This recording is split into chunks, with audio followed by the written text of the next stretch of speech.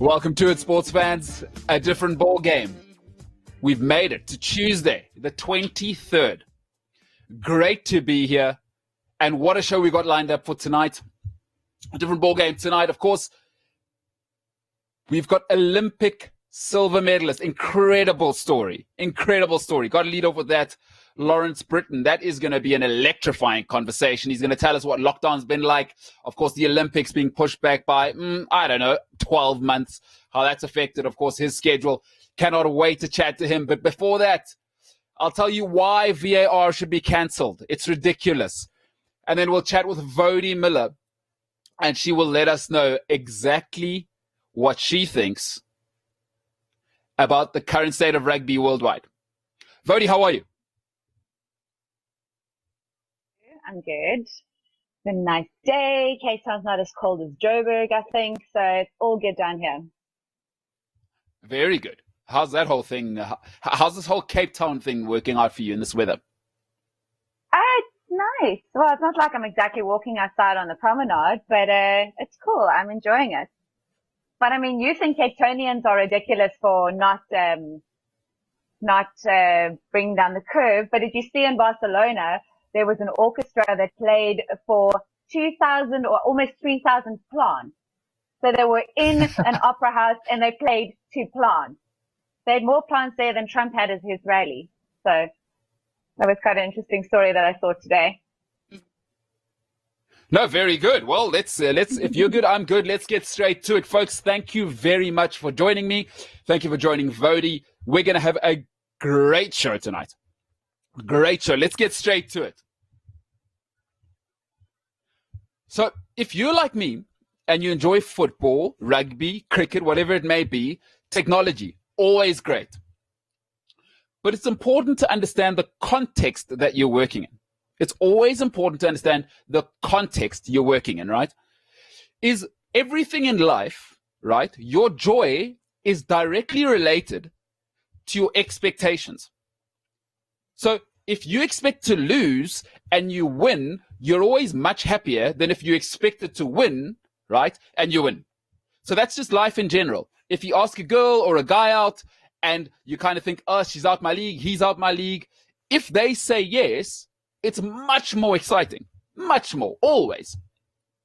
Joy is directly correlated to expectations, right? Expectation and reality. That gap is where the joy lies. Listen, sport needs a polarity. We need the controversy. Jerry Jones at the Dallas Cowboys, the owner, the greatest sports owner alive, says you can't take out human frailty. Don't take human frailty out the game. What he means is we need the mistakes for the storylines. What Jerry Jones means is referees have to make mistakes, right? Because it's always more thrilling. Oh, my team's this, your team's this. Man United always get penalties. That's why they always win. These are all storylines for football fans.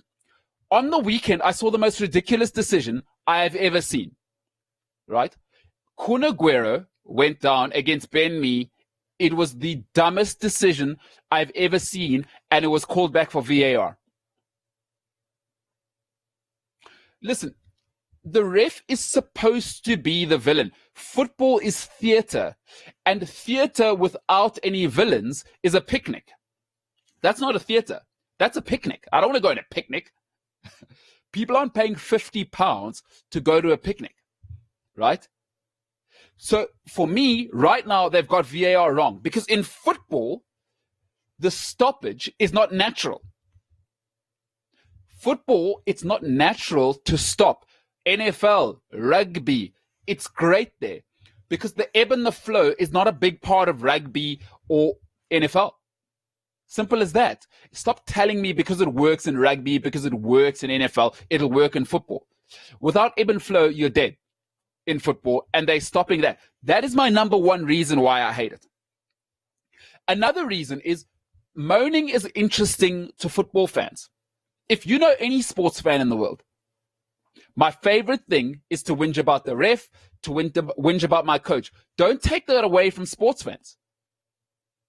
Once again, let human frailty be a part of it. Listen, fan is short for fanatical. I don't just want to be fanatical when I win. It's important that I'm fanatical when I lose. It's part of the product. The Premier League's got this so wrong because football's already so sanitized. It's already so sanitized. I cannot stand it. And now they're looking to take out the most interesting part is the referee getting things wrong. Don't take that from me as a football fan. Right? Don't take that from me on the football fan. I've got so little left. They're already making it a really elite game. It's already too expensive. The chants are changing in football. There's less banter. So already you're making it an elitist game. Football is meant to be a working class game. And we've already stopped players from having a go at referees, which was a huge part of football anyway. I don't know why they stopped it. But don't do this because we don't want perfection. We don't want perfection. We want entertainment.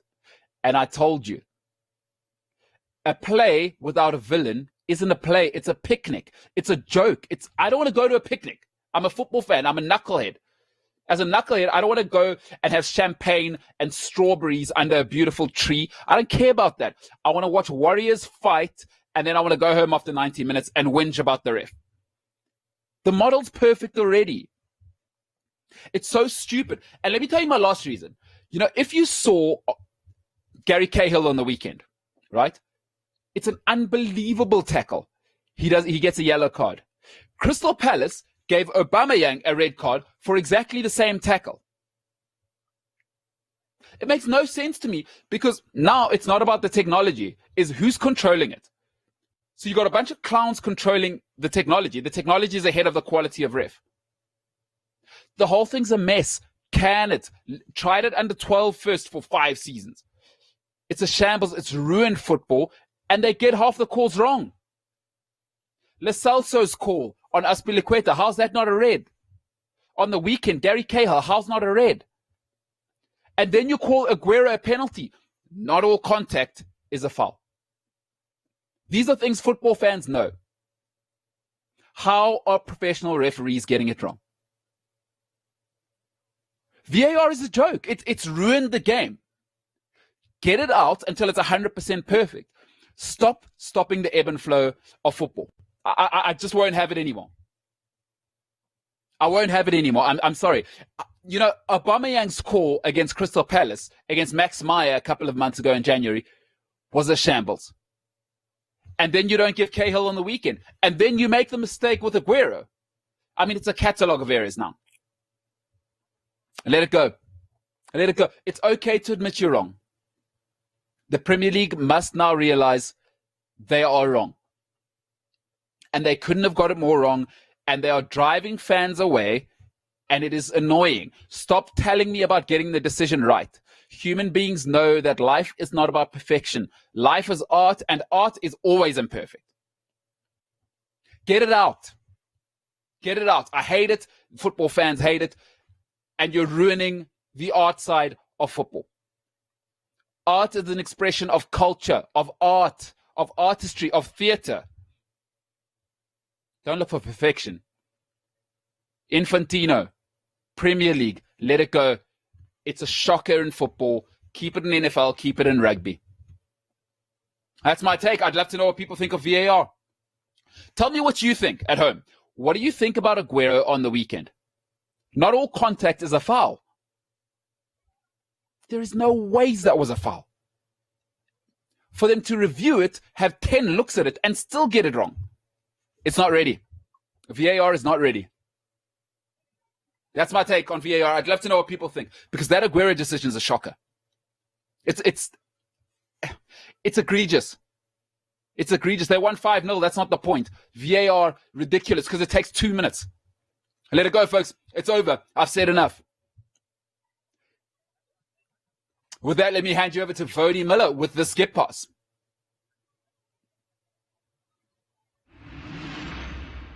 So this has been quite a strange time, as we all know, for sport in general. Some sports have come back.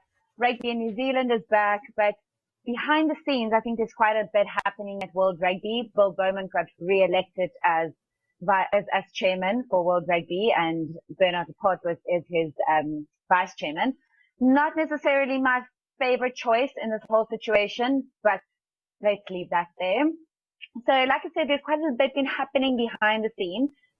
But instead of these people putting their attention into actually making the game better and thinking about the future of rugby, they go in to post stupid law changes or set up this review board with their own people on the review board. I spoke about that on Friday, which is just absolutely ridiculous.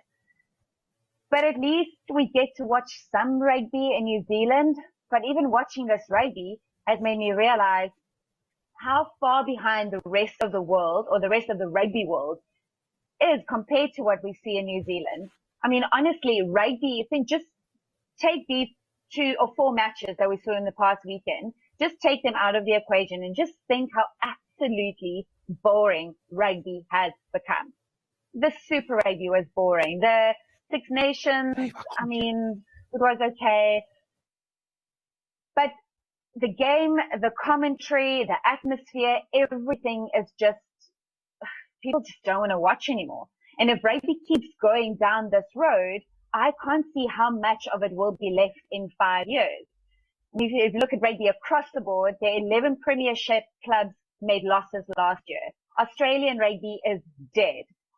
Argentinian rugby didn't really step up the way we expected it to. SA rugby is financially screwed, and our local competitions like the Currie Cup are dead. We have something like 240 plus of our professional players are playing overseas. So what makes us want to watch the New Zealand games now is that it's exciting and interesting. So, and also the fact that we've been without it for a few months. So creating that scarcity has made people want to go back to the games and want them to watch it on the TV. In the past, there was just too much rugby, too many boring games, and not enough quality games. Again, think about how incredible these games were over the weekend. Think about that Crusader scene and how exciting it was. But is this excitement, is it going to last in New Zealand rugby? What is going to happen when all rugby returns? Where are we going to go if rugby comes back? Yeah, look, it is an interesting situation, Woude. I think you've posed some great points there. It's time to restart with rugby. It's time to restart. And I can't say it enough. It doesn't make sense to me how unprofessional they are. The product is awful. It is awful. And I don't care where you go in the world. Rugby as a product right now could not be worse. When are they going to realize this? Because the Americans aren't going to take it seriously until you turn it into a product. Rugby's not a product. Yeah. Can I be honest with you? There's only 2 teams in the world that matter still. All Blacks Springboks, right? Like, it can't make sense. Come on. It doesn't make sense to me that, don't they see the future is cancel? We must get to a place where we can cancel international rugby. I'm sorry. Cancel international rugby. I think John Dobson said last week, I think it was him that said, that now we're seeing matches or how many test matches between New Zealand and South Africa every single year. And then you don't get excited about those test matches anymore. We get excited about the Lions series that's coming next year because we see it once every 12 years. So people are talking about it a year in advance and tickets are going to be booked out. Now we just every year, it's like, okay, the All Blacks are here again. It's fine. We don't need to go to this game because next weekend we can see that game again. So, but for me, it comes down to this. You have to figure out who is in charge. Is it World Rugby? Is it the unions? Is it CBC, the broadcaster? Who are the people that are making the decision of where this is going to go? And rugby in general needs to be more exciting and accessible for everyone. Don't make the tickets too expensive. Get better match day experience. And for goodness sake, just get better commentary. Get someone that's current and informed, engaging, opinionated. Don't get these old guys who just say the same thing over and over. Like, get someone that's going to get you excited. Like, remember when we listened to commentary over the radio? Like, that's what you want because you get excited about the fact that the guy is running 2 meters. But at least, like, it's exciting to listen to them. And I think most importantly is that the competitions need to be more streamlined. I think there needs to be different leagues in the domestic competition. So have a British and Irish league, have your top 14 in France, your Currie Cup in South Africa. You can have a Trans-Tasman league between New Zealand and Australia. You can bring in Fiji if you wanted to in those islands. If you really want to, you can put in a Japanese and Argentinian league, but then have the top 16 teams play off at the end of the season. Align your domestic competitions, have a global season, and have a better test match calendar. So one, there will be less rugby and better quality games. But you guys at home must let us know what you think. Maybe send in some commentary and say what you think your perfect tournament will be or what calendar it will be. For me, I think it comes down to that. You also don't want to see a guy that plays in a test match the one weekend and the next weekend he has to go home and play for his domestic team. So the whole time it's just jumping backwards and forwards. Just align the competitions and everything will just be better. So for me, yeah, bottom line, if World Rugby doesn't use this time to create a better product for rugby, it would be an absolute waste.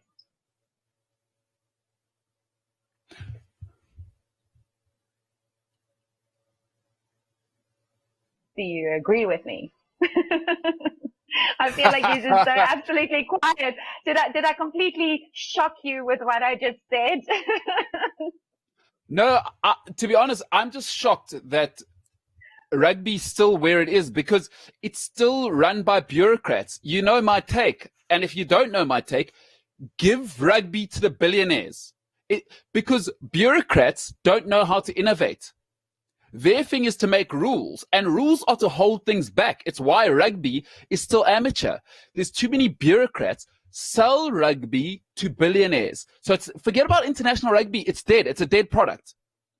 Right there, it's not a profitable model. Make it all about the local stuff. Billionaires will make the leagues profitable, and they will make it the best product. We know this. NFL, Premier League, that's it. We know the model. Get the guys in the office out the way. But rugby is still run like a boys' club, and it's like still traditional. Sport is a product now. What I don't think these people at World Rugby understand, Malelo, is that rugby is like a fourth, fifth tier sport in the rest of the world. In their minds, rugby is the only thing that actually matters, and they think everyone cares about it. But no one really does. You think about the rest of the world, the people don't necessarily watch rugby, and even less now because it's such a bad product. Make it better so people would want to start watching again. You're even losing your die-hard fans with these things that you're changing because you're trying to turn it into rugby league. Look at what Australia is doing in their domestic competition when they start on 3rd of July. They're turning it into rugby league. They're not having the proper rugby matches and rugby setup and ideas that we're used to. It's just killing it. Hey, you said it. You said it, Woude Muller. You said it. Great stuff. That is wow. Okay, well, folks, let us know what you think. Because it's an interesting time for rugby, right? This is a time where everybody's been talking about getting introspective and looking inside and can the world change? I wonder if Beaumont's now got another term. Will he be mature enough to evolve? I mean, he's been there like 4,000 years. And one thing about people is... He's mature, but that's all he is. Mature in years. And that's the problem. All right. Well, on that note then... Wow, Woude, that is savage. That is ageist. Well, let us know what you think. What should rugby do? Where should rugby go? Should international rugby still be a thing? Should we go Premier League, La Liga style, where Malcolm Marx can go overseas and it doesn't matter, he can come back and play here? The Premier League's the model. The Premier League is the model. And rugby needs to let go. Rugby needs to let go. Great stuff by Woude Muller. That was the skip pass. Coming up, folks, I told you about my guest. I cannot wait to introduce Lawrence. It is going to be a fantastic conversation, and that is on the other side of this.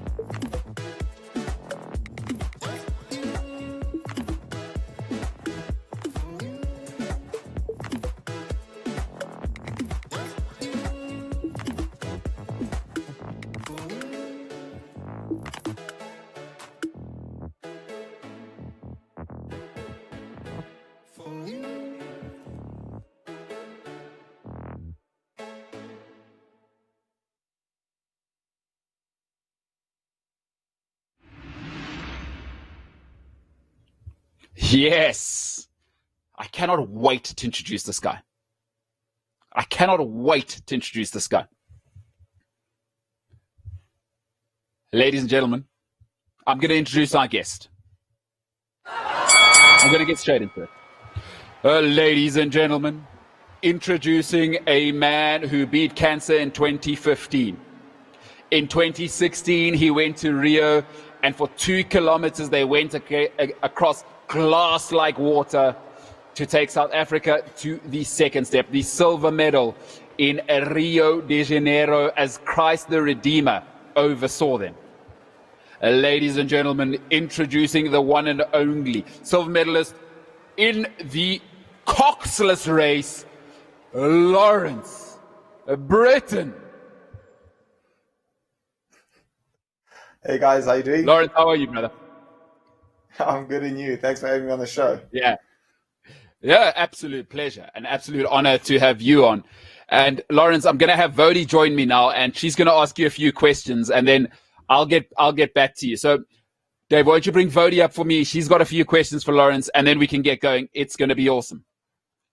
He's starting with the easier questions, and then he's going into his questions. So we're just warming you up till you get to his ones. So Lawrence, this has obviously been this has obviously been a very weird time for sports people, especially you, who's been training for the Olympics this year. Now all of a sudden you heard that, oh gosh, it's going to be postponed for another 12 months. But besides that, training in lockdown, I'm a biokineticist, and I had to do rehab in this time and try to train people and mix it up and make it work for us in lockdown. How did you do it? How did you train? What kind of training did you do? What did your daily schedule kind of look like, or weekly schedule look like in terms of training? So we were up in Lesotho. That's where we do a lot of our training. We go up to Katsi Dam in Lesotho in the mountains, and it's a beautiful place, and we really have such awesome training there. And we were on a 3-week camp there in preparation to go overseas and race in Italy and really begin the international racing season for 2020. And as the camp was going on, things were looking worse at home, things were looking worse in Europe, and we started to put the puzzle pieces together and realized that our season wasn't going to look the way we thought it was going to look. So we had to cut our camp a bit early, and we came home and packed our boats up and dished up all the training equipment between the team. So giving everyone rowing machines and gym equipment and watt bikes and all sorts of training equipment to take home.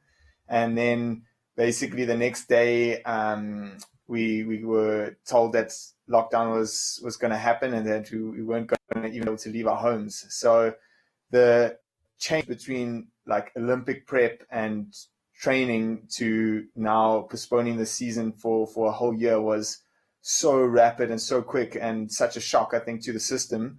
It took a good few weeks to get our routine going, to find the groove and to kind of understand what we needed to do in this time. But the train pushed on, and we trained flat out during the lockdown. And it was really, as I said, it was difficult in the beginning, but we found our groove, and we managed to do huge volumes of quality training and really exciting stuff that we don't usually get to do. Usually this time of the season we flat out sprint work, that final racing prep, more racing and recovery from racing. And now we have this huge block where we can just really grind it out and do some real quality work that we haven't had a chance to do before. So on one hand, it was really disappointing and took quite a bit of adjustment into that training schedule. But on the other hand, it's been a good opportunity, especially for our young team, to push forward. Yeah, because you just got a new partner for the Olympics this year, right? Because your other partner retired from racing. But I mean, so did you go back to pre-season training? Did you kind of start the blocks all over again like you did a year ago? Is that kind of what you were doing now in this time? Not really, because we were really in such good nick. So like usually the preseason stuff is kind of like just baseline, really low intensity, long mileage, and like fairly sustainable training.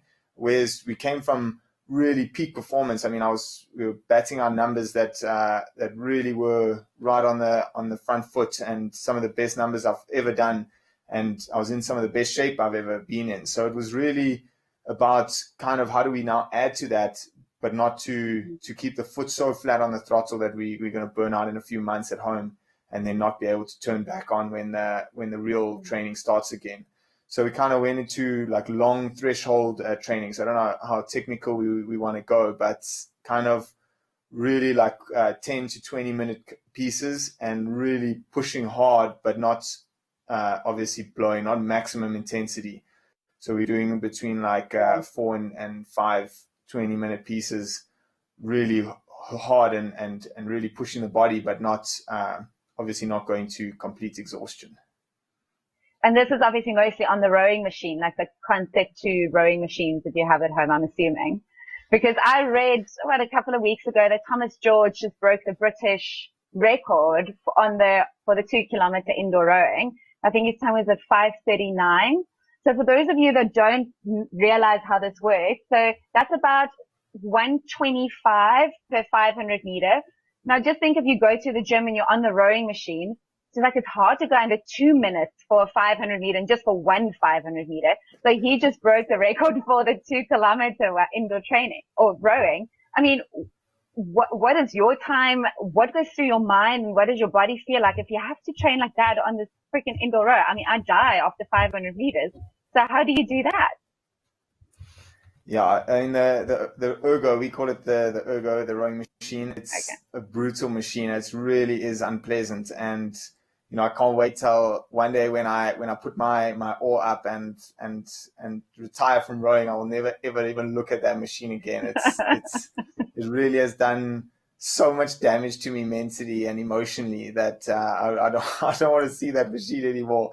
But it's a great tool for training, and it's like because it takes out all the technical aspects of rowing, and rowing is huge technical aspects, and the water, that's the part I love, and the physical aspect of rowing is brutal and it's so hard, and the rowing machine just isolates that, and we often say in the team, it's like there's no faking it. Doesn't matter what face you pull. That rowing machine is just going to tell you exactly how bad you are and how much work you still have to do, no matter what you do to it.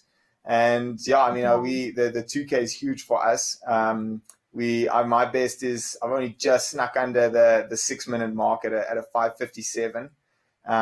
But we also, the British and stuff, they take it a lot more seriously because they have really cold winters and they have to spend a lot more time on the road, whereas we have such good weather. It's a huge advantage for us in South Africa. So we can spend a lot more time on the water. So we don't take the ergo that seriously. And it's much more about comparing it within our team than going out there to put out the best times. We don't necessarily need, we're not going to race world champs or the Olympic Games on the rowing machine. If that was the case, I think we would change our technique and our approach quite a lot. And the goal is to be fast in the water. So it's a big tool within our team, and it's the competition between us is really, really high.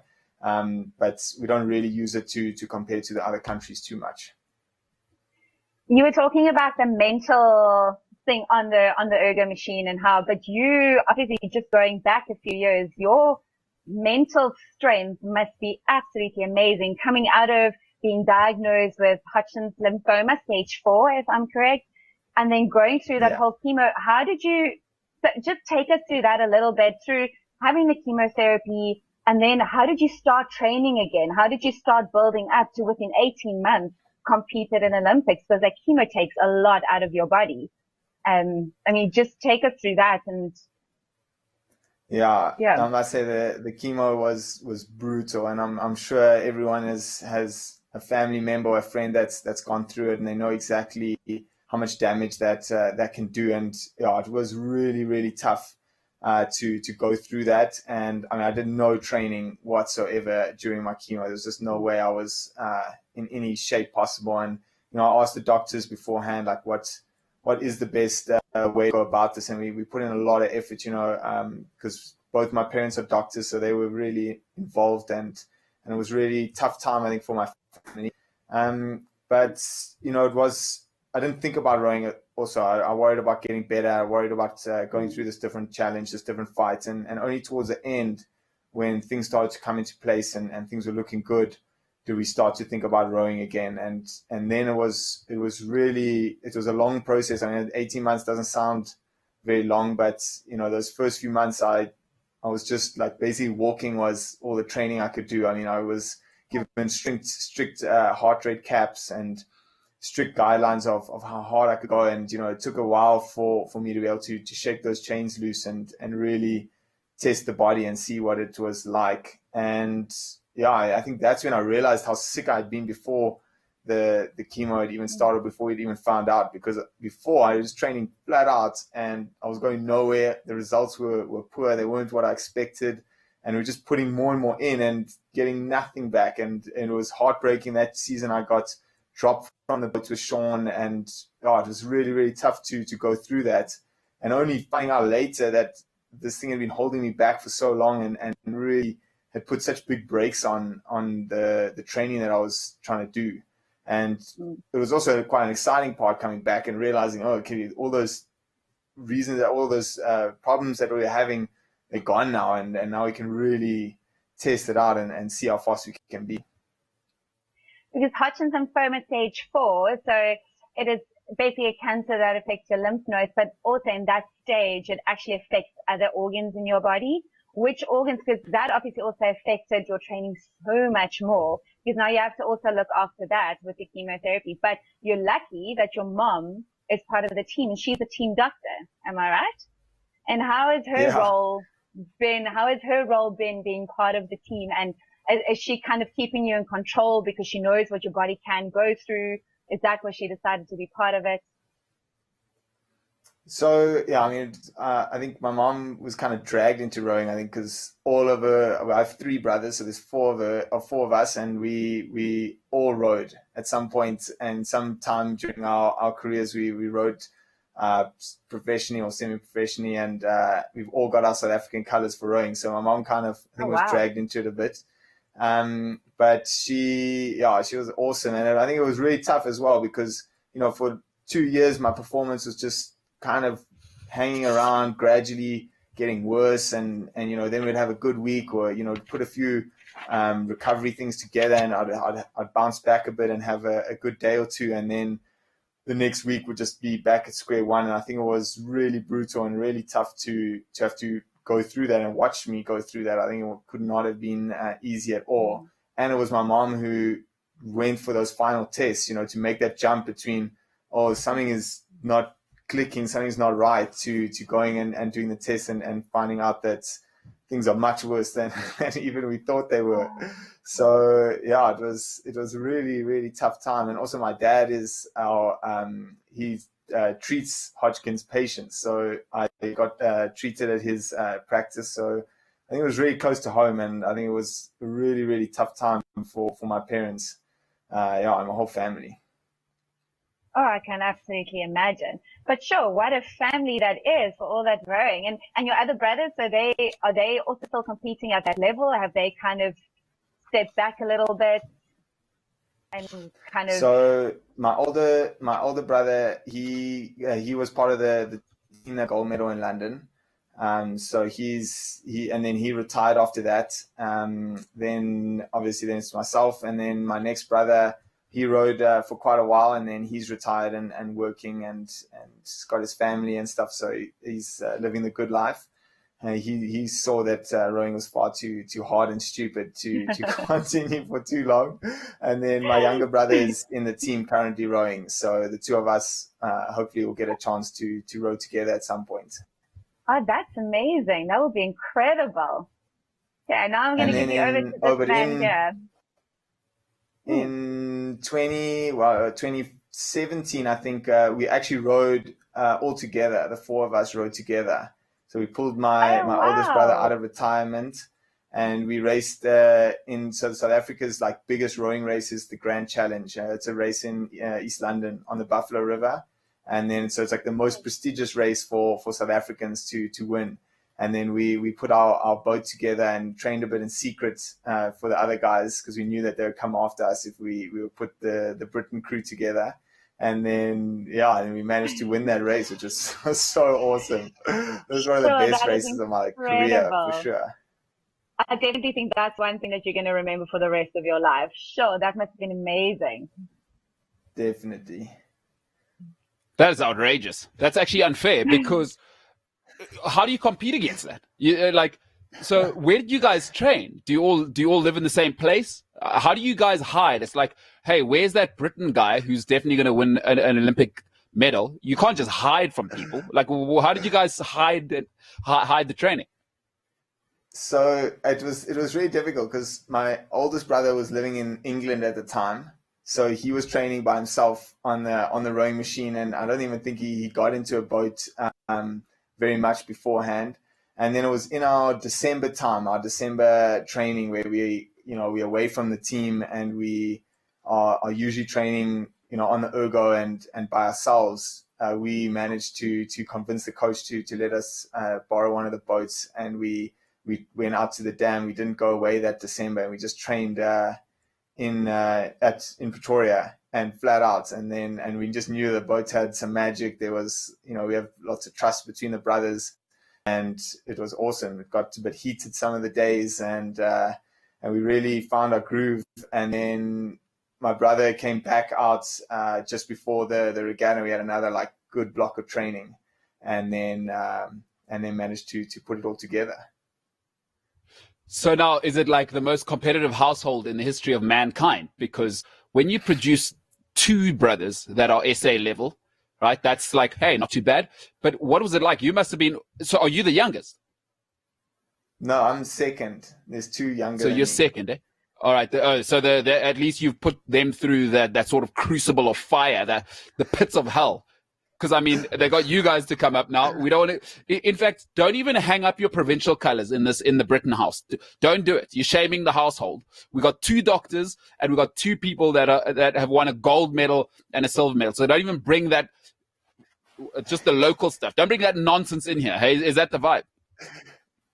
I mean, it's quite brutal because also, and to add to the whole thing is my dad also has his South African colors for rowing from back in the day, and I'm sure that's how we all got into this crazy sport.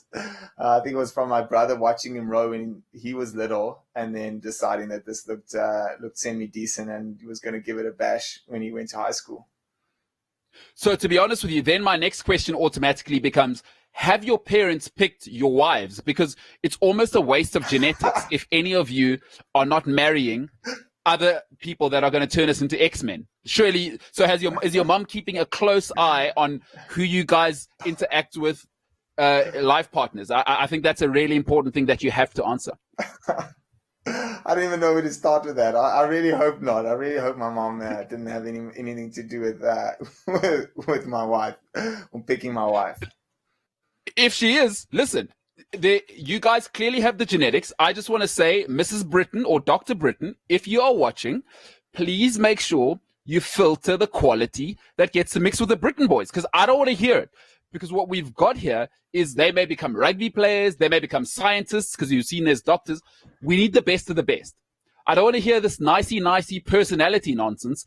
What we do is I want other Olympians and you guys making superhumans, and I want to collect gold medals for the next 20 years. There we go. I've already solved your problem. Don't worry about it.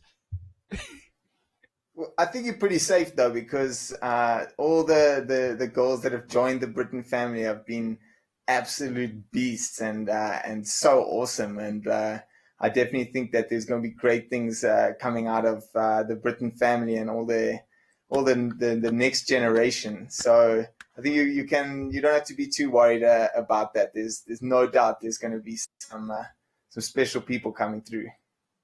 Okay, because I was getting pretty pumped up about that. I don't want this going to waste. 4 of you, phenomenal story, brother. Listen, your testimony is absolutely incredible. You know, when you look at that story, and you kind of touched on it, but you know, I've always had this kind of concept. Is I remember running with Richard Murray, and you know, I thought I was relatively fit at the time, and then he kicked it into what looked like second gear for him, and was my sort of turbo gear. And he disappeared up the hill. And I thought to myself, oh, that's the difference between an athlete and an Olympian, right? We always think it's the same thing. Take me through being an Olympian. What are the training blocks like? Are you training are you setting up 6 years out, 4 years out? How are those cycles actually put together in terms of training to go from, all right, I'm a provincial guy, I'm international, and then I need to transcend to Olympian? If you could maybe run me through that cycle, how does it work? Yeah, I think it's a good question. It's a long process. I mean, you don't just finish school and think, oh, tomorrow it will be great to go to the Olympics and be a medalist. You have to go through all those steps. You have to go through rowing for the province, making the junior team, and then realizing, okay, we can train a bit harder, going to the under 23 team, making those steps. It's very difficult, and there's not a lot of athletes, at least in our team, that just come straight and skip the steps and go straight to the senior team. It takes a long time, and yeah, and I mean it's brutal, and we train an outrageous amount. And I think if someone joined our team, they'd probably, for the first session, they'd probably be okay. They'd probably hold their own and make it through. And then as the days go on and the weeks go on, they would really, I think, start to fall apart and to buckle, because we training constantly, day in, day out. Our blocks, we work, obviously we're working for the Olympics, so it's a 4-year cycle, and that's where we want to be the fastest we can be. But as you break it down, we going smaller and smaller blocks, and the way our training is structured is we train in 6 weeks blocks, and every 6 weeks the training program gets adjusted slightly depending on what part of the season we're in, and we get a day off every 6 weeks, which is pretty awesome to have that sleep in. You really feel like you deserve it by that stage. And I think that's the difficult part of being an athlete, is being able to constantly put these big blocks together and try not to miss that training, because you want to slowly beat yourself down basically until you ground into nothing, and then when you have the recovery, you're going to bounce back higher than you've ever been before. I think that's how you really get the right mix and the right progression. Yeah, I think I can sort of identify with that, because I just want to impress you, I was once involved in boat races as well, except my boat race was in Grahamstown at that boat race, and mine involved between, 16 and 20 beers a day for 4 or 5 days or whatever. So I just thought I'd share that we've got you as an Olympian and me as a guy that was also at a boat race. We've got quite a bit in common, is basically what I'm trying to get across here. Well, I just hope you won. If you train so hard for something, then I hope you won. Hey, not a picnic. Gold or nothing. Listen, and so speaking of places like Rhodes, and of course we know those types of places, when you're going to become an Olympian, because you're still a young guy, what are you now, 29, eh? 29. 29, yeah. So when you were younger, though, at 18, 19, in South Africa, in our universities, there is a massive drinking culture, and most universities around the world. What is it for you that said, okay, besides, of course, you got the pedigree, you got the family, there may be that sort of direction and compass, but we've seen many 18-year-olds, 19-year-olds disappear the wrong way. What is it for you that said, okay, that lifestyle's not for me, I'm going that way? Was it early on? Did you also go through the drinking and partying phase, or was it always, this is it for me, I need to go to the top?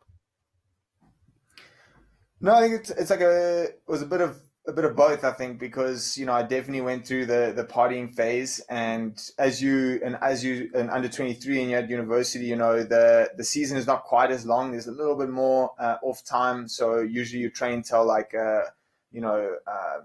August or so, and then you have your under 23s, and then you kind of have a month or two off, waiting for the next season to start. And I did some damage to myself during those few weeks, and I packed in probably years of partying and good times into those few weeks. But I also knew that I wanted to row, I wanted to perform better, and I kept getting a taste. You'd win South African championships and realize that, oh, okay, all the work that you're putting in actually feels really good when it pays off, and you do well. And then we go to under 23s, and we'd come we'd make progress on the year before. My first, as a junior, I think I finished like 13th, then the next year 7th. And then each year you just kind of, finding more speed and realizing that actually, the front of the pack is not as far away as you initially thought. And I think that kind of focuses you in the right direction. It really pushes you to worry about what counts. And if I'm going out drinking and partying with my friends, and yes, I'm having a time, but when the regatta comes around and World Champs comes around, I'm not going to be as happy as I would be if I'd said no then and gone for the good times later. That delayed gratification of working hard now so we can have fun later. Sure, and I think that's very interesting, right? Is something we need to be cognizant about. Somebody like yourself may or may not understand it. You're clearly a stud athlete, that's genetic, and you've obviously got guidance, but you're also elite. And what we don't realize is you're inside the 1% of the 1%. So to you, that's just your normal world. But for the rest of us that admire people like yourself, is what does your team look like? Because I don't believe you can be this great without a team. So what does your team look like? Is it psychologists? What does your team comprise of to ensure that you can go to Rio and deliver such incredible results? Surely it can't just be you and the boat. I'd love to know, and I'm sure lots of people are inquisitive. It's like, how do these guys become this? Because you guys are almost mythical creatures, to be honest with you. What does the team look like? If you could break that down for us. Yeah, so I mean, there's no way you can do it by yourself. And I mean, we've seen in our team, if we, people try and train by themselves or try and come up and join the team if they've been rowing in Cape Town or somewhere else that's not part of the team, they really struggle because the training volume, you need people around you to push you on. And our team is so competitive, and, that competition pushes you on a huge amount. I mean, it's not comfortable all the time. It's not fun some of the time, but it's awesome to be right in the middle of a really difficult session and look across and see someone else really suffering and trying to beat you, and you having to just go that little bit extra to push yourself on to get that win over them. And yeah, our team is comprised. So we're not a big rowing team when it comes to like internationally. We're a really small team, but our head coach Roger Barrow has been amazing. So he's put together, and we rose the senior team and the under 23 team together, and he'll make combinations out of those to push each other on, and combinations that will work well together. Then we also have a physiologist that really helps him with the program, the training. We have we spoke about my mom being the team doctor, so she does a huge amount to make sure that we're healthy, and it's more preventing injury and preventing the tough times rather than now, we have an injury or we're sick and now we can't train. So it's about keeping us training all the time. And yeah, and lots of coaches, lots of really good top class coaches that would be able to just really add value, because the technical aspects of rowing are huge, and it's really exciting to be able to have coaches and have this team that can provide so much support and so much direction for young rowers and for myself. It's not, I don't know all the tricks, and there's no way that if that you've made it and that what the magic is about rowing, you're going to get punished and you're going to end up at the back of the field. So the team is really good, and I mean, and it just gets bigger and bigger. Then the family and how they support you, and having such an awesome wife that can support me through all the tough times and push me on when I'm lazy. And I think there's so many different aspects that need to come together to allow you to train so hard and push you on to that little bit extra. Cool. If you could just get your wife to send me her genetics, please, because unfortunately, this is not up to me. But if she's not up to scratch genetically, we're going to have to let her go, because I'm your unofficial manager now. And, we're going to have to produce another Brittain, because we need to assure that the next 2 Olympics, or at least 30, 40 years of Olympics, at the very worst, we're getting bronze. So if she doesn't mind, you don't have to respond to this. I'm just letting her know, and that I'd like to see the genetics. I'll have my team look at it, and then we'll deal with it from there. I don't want to cause too much trouble in the household. And I'm just letting you know what's going to happen. You don't trust me, I've obviously done my research and picked a winner. Do you not think that all those good genes and all of that would give me the skills to pick the perfect wife. Hey, listen, here's my rule. Players play and coaches coach. I don't want you doing too much, because I need a gold medal next year in Tokyo, and then another gold medal, you know what I mean, in 2026 or 2025. So I don't want you doing too much. So let me handle that stuff, because I need you making sure you're in the boat with no cocks, just you two guys, and we're going to whip everyone. That's what I'm after. It's 2024, and maybe you must just concentrate yes. on your maths instead of worrying about. Look, I'm a genetics guy, but yeah, you got me there. It's 20. Well played. Well, I'm very, very happy for you. And, I think a big part of your sport must be mental, is that the mental approach, because it's a brutal sport. Do you believe in seeking out sort of psychological help, or do you think it's just a knuckle down and get on with it, old school type of style? What is your approach? Because I know there's two types of approaches. I mean, I don't know. We don't have like a psychologist in the team, and the stuff that I've done with psychologists has been useful, but not like the most life-changing and life-altering experiences. But I think the mental aspect comes from our team. I think our team is so close and so competitive, but so supportive, that I think that we're learning so many different tricks from everyone else. And if I see someone training really well, I'm going to go and pick their brain. I'm going to try and understand what is allowing them to put that little bit extra in and compete that little bit harder. And I think that comes from these years of training with the top athletes. If we're in a hard session together, I can look across and, John Smith, he's an Olympic gold medalist from London. He's right next to me. There's so much knowledge and so much experience in our team. And I think it's so important to pass that on and to learn from these people that are older than you.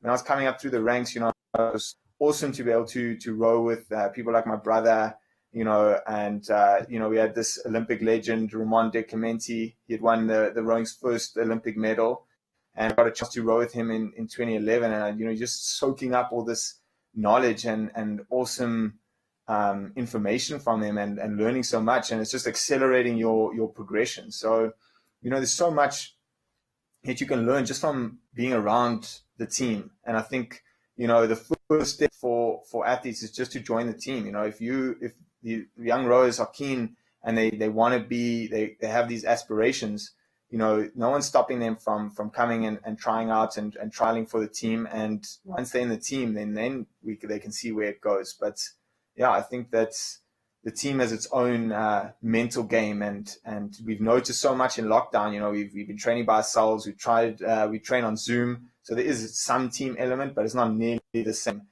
as when if we're in the erg room together and we got like all the 20 ergs out and everyone is just cranking as hard as they can to beat each other, and we're on the water and it's so competitive. So I think it's the team makes a huge difference.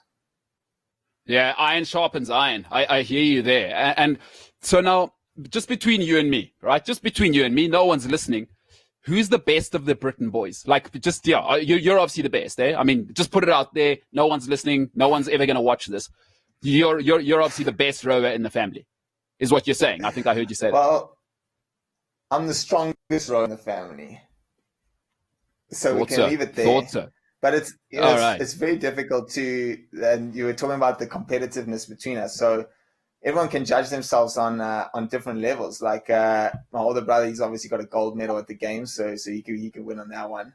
I'm the strongest in the team in the brothers, so maybe I can win that one. My next brother, he has the fastest time in a single out of all of us. And yeah, and my youngest brother, I don't know what his victory is, but he's also under 23 world champion, and he definitely has the most South African titles under his belt out of all the brothers. So we all have our little niche where we think maybe this will make me the best brother. But I think being the strongest is a good one. I'd really like to have a gold medal as well. I think that will cap it off and give me the win outright. What is your youngest brother's name? Charles. Charles. So Charles, if you've got any girlfriends in the pipeline, genetics, send them to this guy, not the maths papers, as we've discovered. That's not good. But you send the genetics this way because we need those Brittain champions. And listen, I appreciate the amount of time you've given me. We're going to take some questions in a bit, but I got a couple more questions for you. And then Vodie's going to jump back in because she's got some questions for you as well. What I want to know is, Rio was obviously special, right? That was a whole, I'd imagine, life after surviving cancer must just, every day is like a bonus. I would imagine, I don't want to speak for you there, but I'd imagine you must just take every day as something special, as a gift. But when you went to Rio and this happened to you, because I rewatched the race, right? I want you to talk us quickly through the race, right? And then maybe I can give my expert opinion as well of what I was seeing and what really dropped my jaw for what you guys did. So talk us through the race and the race plan. Was it going according to plan? And yeah, just what happened there, because it's absolutely phenomenal. Yeah, so our race was I think quite an exciting race, and always makes me feel a little nervous when I watch it again or think about it again. And I mean, like the nerves are real, and those nerves on the start line were really, really brutal. And you're sitting there, it's dead quiet. You just got the umpire like counting down the times of the race starts, and it's really, really freaky. And you try not to think too far down the track. You're just trying to think of those first couple strokes. And me and Sean, we were really quick off the mark every race through the season. So we really had a good start. We knew we could have a good start, so we put it out there, and we led through the first 500, the first quarter of the race, and it was right bang on schedule and exactly what we were looking for. And then we knew that the Kiwis were the crew to try and beat, because they'd won 9 years in a row. They were like the best team for rowing it ever seen. So we knew that we were going to have to put on an exceptional race to beat them. And they always did so much damage in the second quarter of the race. So that was our time. That was where we were going to try and hold them, try and go with them. And that is just not what we did at all. You said it was glass water earlier, but it was really rough, really windy. And, it was really tricky to row in those conditions. And I think we rowed a little bit short. We didn't have the long, loose strokes that we wanted. We were a little bit tight in the shoulders, and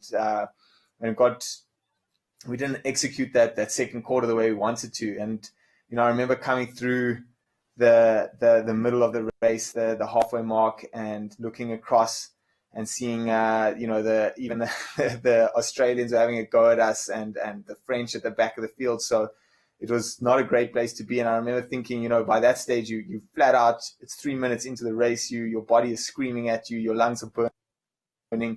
You're thinking like, you're slipping back and you're not feeling great. So things are really not going well. And, don't worry, you've made an Olympic A final. You 6th place is okay. Your mother will still love you when you finish the race. And going through the K, though, the water just started getting a little bit better. And I remember telling Sean, so Sean sits in front of me in the boat. So he sets the rhythm and tempo, and he steers the boat down the track.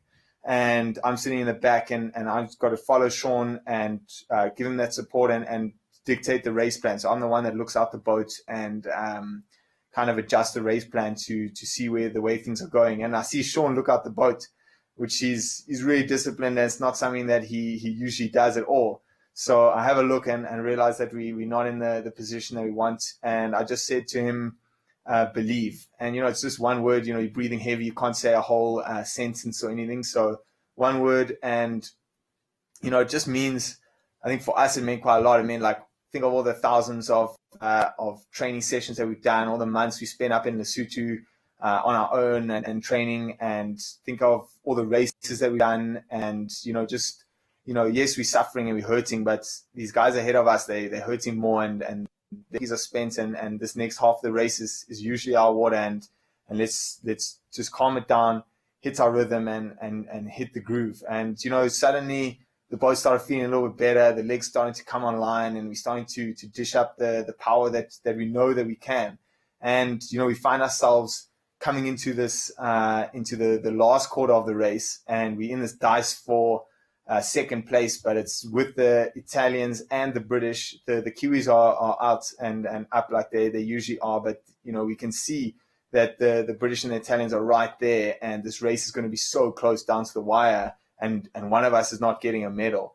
And in an earlier race in the season, our last race before the Olympics, we raced in Switzerland, and we come fourth by 0.2 of a second. So it was terrible. It burnt us so badly, to finish fourth place and get to go to the winner's jetty. You go row to the back and pick a boat and go home. And we used that over those next few months up to the games. I'd call to Sean 0.2 never again. That's never ever happening again. And just to squeeze out that little bit extra that we knew that we had, and it really pushed us on in training. So coming into the race, and we're coming into that last quarter, and it's time to sprint, and it's time to eat all those cookies that you got, or empty the tank, whatever you got left. And I see that it's going to be so close. So I say to him, 0.2, never again. And our boat just comes alive, and we're putting down so much power. We're rowing so well, and we just destroy these Italians and the British. And I mean, it looks close at the end, but there was just no way these guys were coming back at us at the end of the race. It was so strong and so it was phenomenal. Cool at the end of that race. Hey, I loved it. You were like half a boat length behind at 1,500 or something like that. Maybe not quite, but it was like half a boat length behind. Correct me if I'm wrong. You ended up in 500 meters almost winning by half a boat length. It was that just doesn't happen.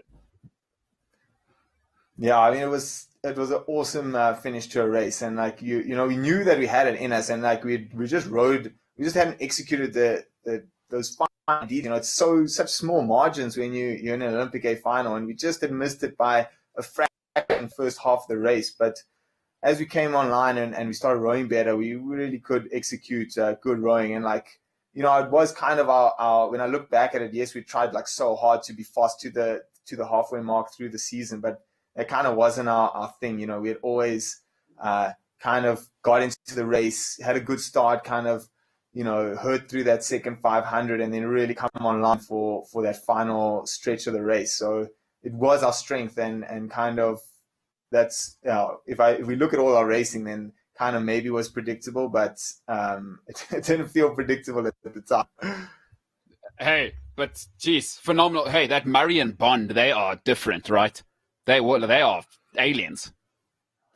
Yeah, one machines. It was really cool to race them, and they're also such good oaks as well. You see as they cross the finish line, they give us the thumbs up, and it's really cool to race against such legends as well. And so inspiring to make you just push on. Oh, I love it. Woude, what you got for our Olympian? So I've been thinking about this now. So how does it work to get selected for the team? Because as far as I understand, you're both qualified for the Olympics in Tokyo, but the rowers still need to get selected. So I think your coach name is Roger Barrow, if I'm not mistaken, and he's quite brutal in making his selections for the team. So you guys have to still race each other up until the Olympics to pick the two rowers so you actually still don't know who the people are going to be that's going to race in that boat. Yeah, and we qualified the boat in 2019, and if I don't keep performing at the level that I need to, then I won't be in the boat when it comes to Tokyo. So it's really brutal, and that's where the competition in the team is outrageous. Every week we have certain sessions, usually Monday, Wednesday, Friday, and Saturday, where the team gets ranked. And if you after those sessions, the sheet goes up, and it's very clear. It's it's done on percentages of the world records. So everyone gets compared with everyone. So if the lightweight girls have had a cracker day, then they are going to be at the top of the list.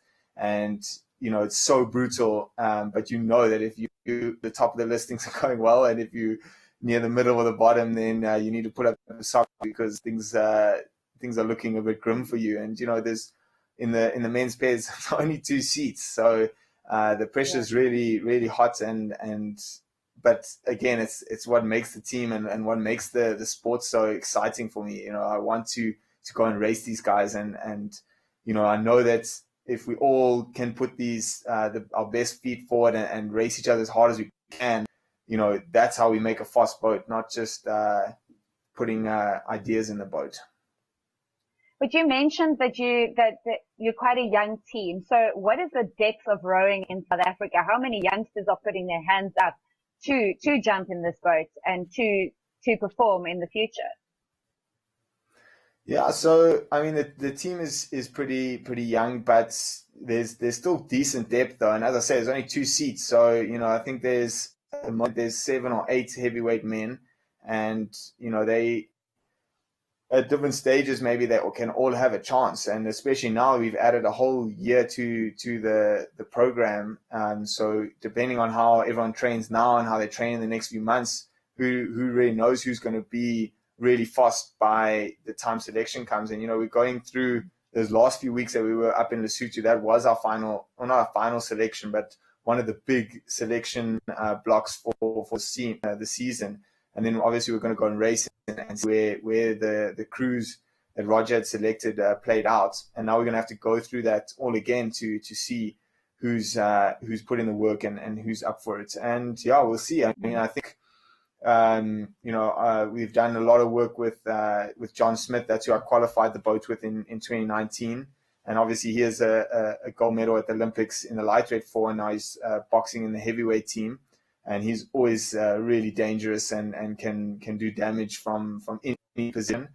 And one of the young guys, Carl Skumbi, was really, really strong. And, he holds all the records in South Africa. So he's quite a beast and really keeps me on my toes, especially on the strength side.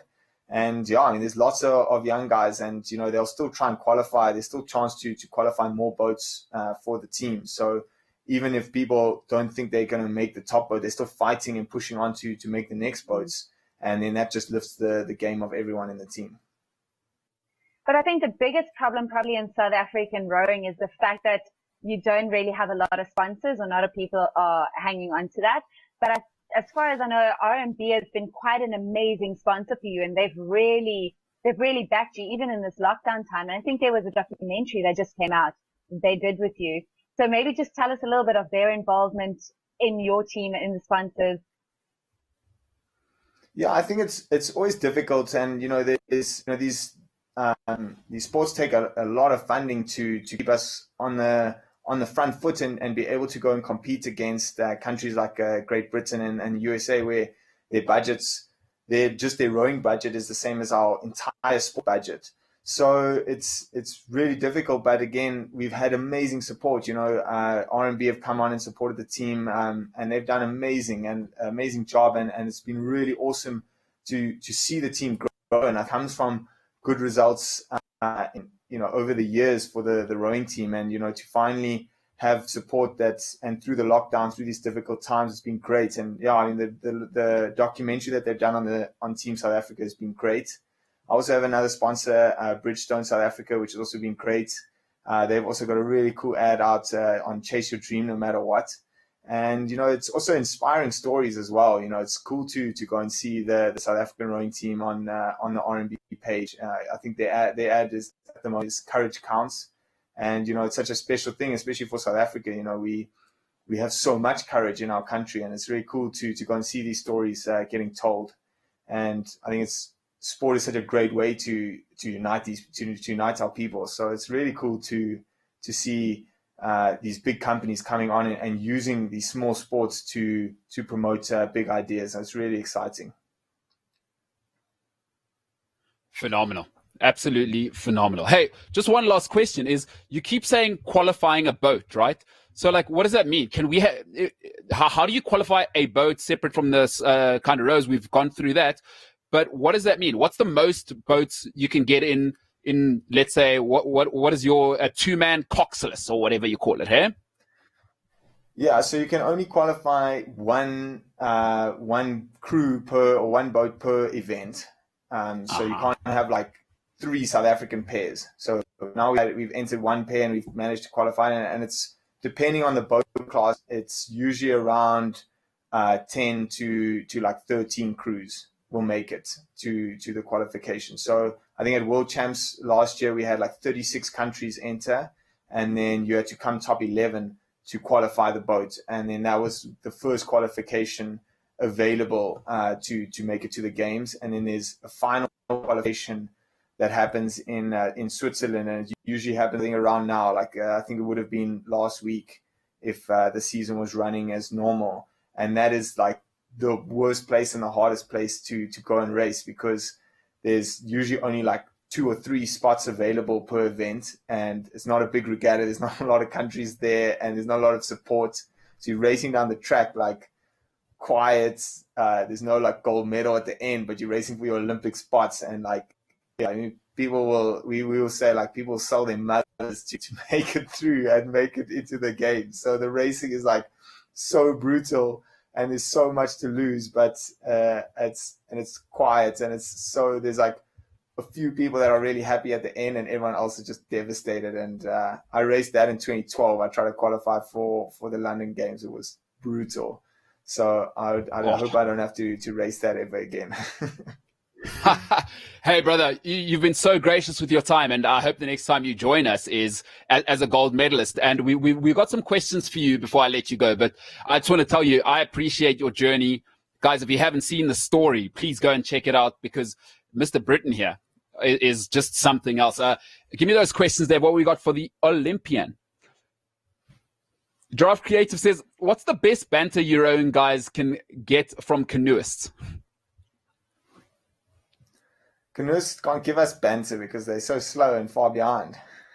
Oh, talk that heat. Talk that heat. Yes. Tell them, talk that heat. Okay, I like that. I like that a lot. Considering you're a Parktown guy, you're really, really sharp, by the way. I got to commend you. Shime Murukure, here's another question for you, Mr. Parktown. It says, what are your thoughts on rowing in schools? How can we get more schools involved in it?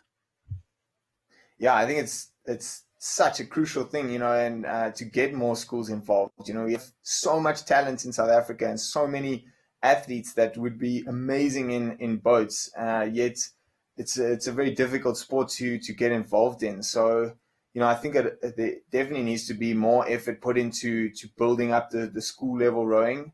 Even though the school level rowing is very competitive, and we can send crews overseas and they'll be really competitive internationally. I think it's more about broadening the pool and finding more athletes to join in, because the drop off, like in any other sport, is big between school and like the varsity levels. So it's really important to try and bring more athletes in there so we can have more athletes at the top. Yeah. Oh man, I got one more question for you, and then I'm gonna let you go and be an Olympian. Get some sleep. You know what I'm saying? You got to sleep at this level. It's not just about in the boat. It's a little industry talk for you. Maybe you haven't heard that. Yeah. Jeez, like unbelievable. Mark Lurie says, do you do a lot of cross training? If so, what's your getaway sport? Yeah, so we do quite a lot of cross training in the team. We do a lot of cycling and running. I'm not a huge fan of running. I'm really heavy. I'm 95 kilos, so running for me is pretty difficult. But it's a really good.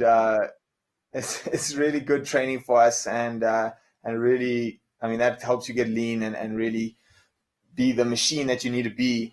But I really love cycling. I think that's the sport I'm going to go to if we got some time off, and I got some other training to do, except I always fall off and hurt myself. So there's a strict no cycling policy during the racing season in our team. And yeah, so as soon as racing's done, then you'll find me back on the bike.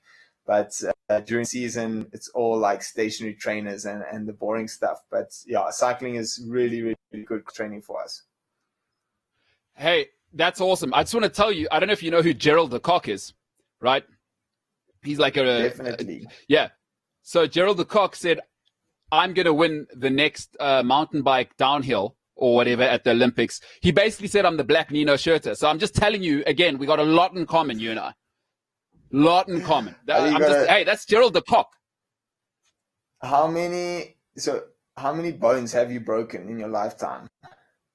None. I'm Nino Schurter. Didn't I just tell you I'm the Nino Schurter? You need to break a whole lot more bones to be even remotely good enough to be on a downhill bicycle. I don't know what you're talking about. 2 weeks. Gerald said in 2 weeks, I could be Nino Schurter. I'm joining you in Japan.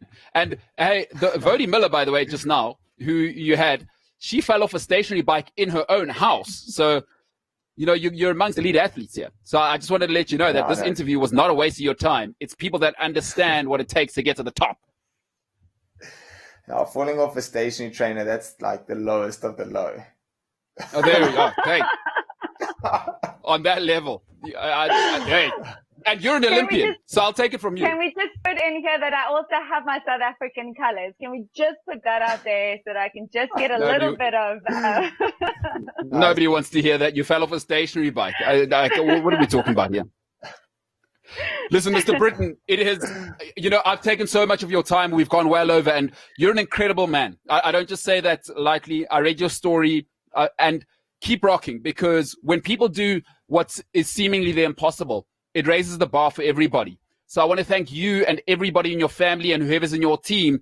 Keep rocking, and we are behind you. 2021 in Tokyo. Bring it home, brother. I am so proud of you. I'm proud to meet you. And it's been an honor. It's been nothing but an honor to speak to somebody like yourself who's shown not just that you're great in the boat, because that's probably the easy part, but to come back in life is not for everybody, especially from life-threatening disease. My brother, you are exceptional. Thank you very much for joining us. No, thanks so much for having me on the show. It's been really, really awesome. Yeah, thanks, guys. Ladies and gentlemen, Mr. Brittain, 1 of 4. Phenomenal chat. Phenomenal chat. That is a different ball game for today, folks. You can catch that on our YouTube page. We will obviously cut that interview out because that is powerful. An Olympian, a cancer survivor. It's just unbelievable. So from all of us here, myself and Woude and the entire team, this has been a different ball game. We will see you on the morrow.